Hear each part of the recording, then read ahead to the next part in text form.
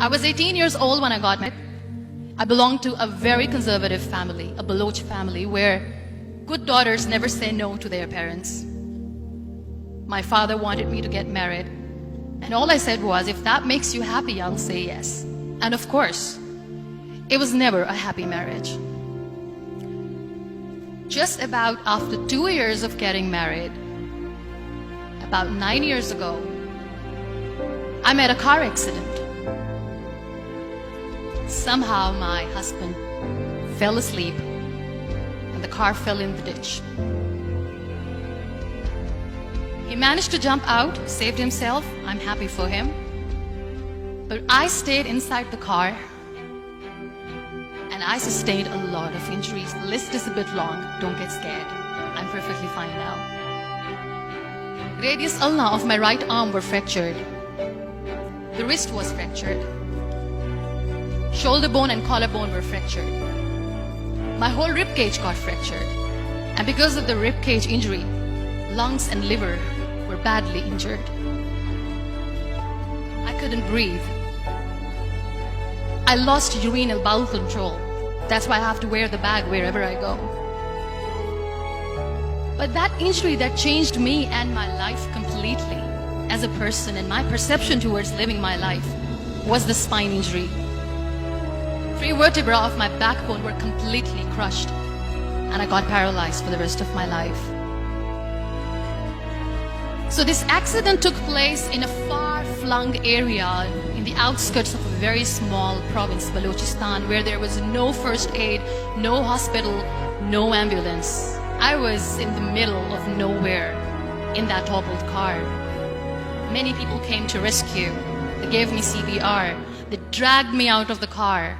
And while they were dragging me out, I got the complete transection of my spinal cord. I finally ended up in a hospital where I stayed for 2.5 months. I underwent multiple surgeries. Doctors have put a lot of titanium in my arm. There's a lot of titanium at my back to fix my back. That's why people in Pakistan call me the Iron Lady of Pakistan.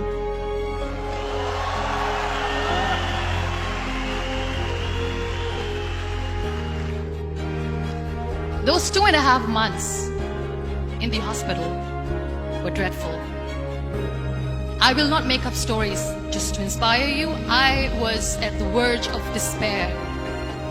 One day, doctor came to me and he said, well, I heard that you wanted to be an artist, but you ended up being a housewife. I have a bad news for you.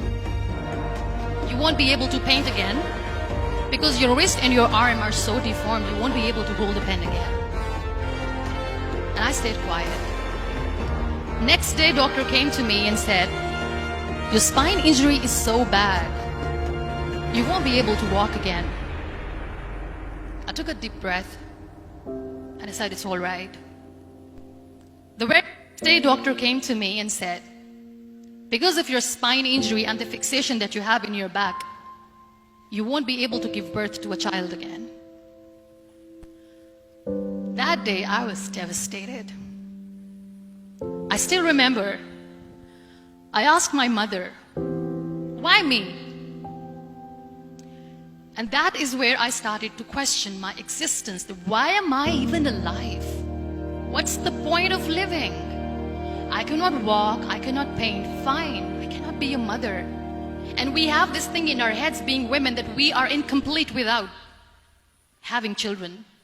I am going to be an incomplete woman for the rest of my life. What's the point? So my mother said to me, this too shall pass. God has a greater plan for you. I don't know what it is, but He surely has.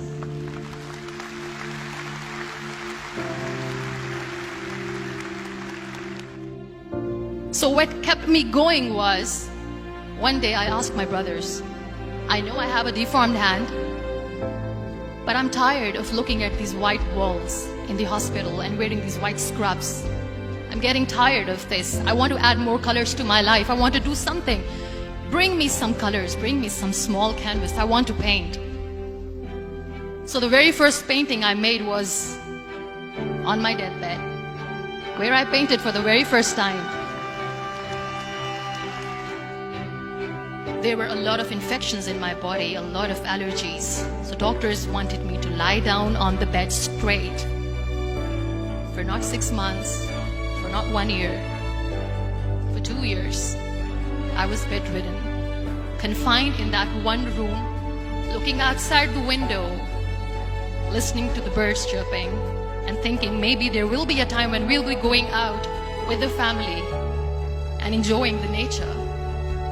That was the time where I realized how lucky people are, but they don't realize. And you know how it all began? That day I decided that I'm going to fight my fears.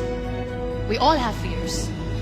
Fear of unknown, fear of known, fear of losing people, fear of losing health, money.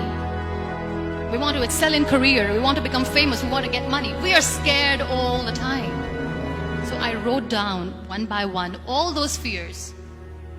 And I decided that I'm going to overcome these fears one at a time. You know what was my biggest fear? Divorce. Work. But the day I decided that this is nothing but my fear, I liberated myself by setting him free.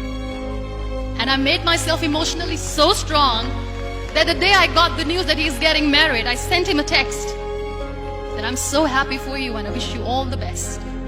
And he knows that I pray for him today.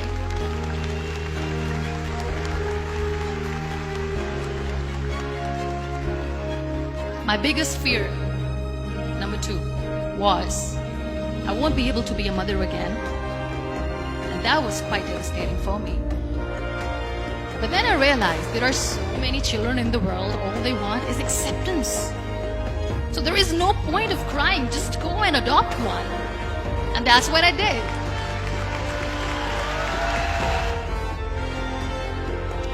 So when you accept yourself the way you are, the world recognizes you.